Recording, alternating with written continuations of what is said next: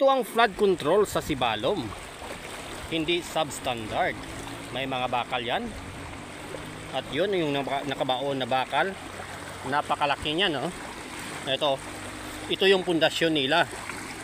Pero matagal na ito na hindi itinuloy. So tingnan nyo, oh. Ito, makapal na napakahabang bakal ay binabaon nila.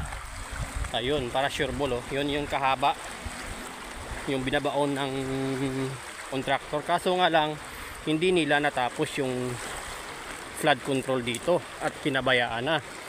Ito, tingnan natin, ha. Ganito kakapal.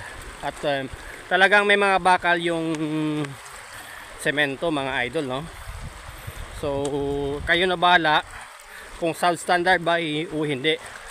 Ito, yung mga bakal, may mga bakal talaga na nilagay, hindi kagaya sa Bulacan o sa ibang flood control na maliit na bakal. Ito, maraming bakal talaga. Ayun, oh. Magji-Jameson hunting tayo mamaya doon sa banda. Kita ko sa inyo mamaya.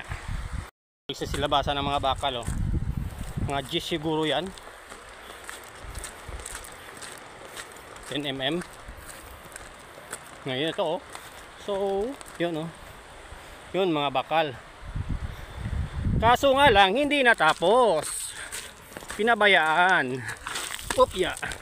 Ayun.